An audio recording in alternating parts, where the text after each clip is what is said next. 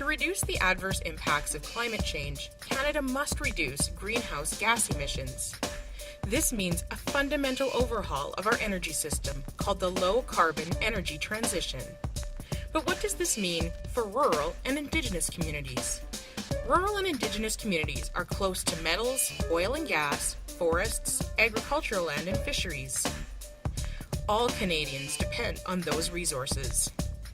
30% of Canadians live in rural communities, and 60% of Indigenous people live in rural communities and on First Nations. And more than half of Canada's important export economy depends on rural areas. If we closed the economic gap between Indigenous people and the rest of Canada, it could inject billions of dollars into the economy. The economic future of rural and Indigenous communities is important to all Canadians. But these communities may be hard hit by the energy transition. They consume more energy for heating and transportation, and most of their economic activity is tied to carbon-intensive industries. Climate policy decisions will have long-term consequences, so we asked communities and experts in energy and economic development about a path forward.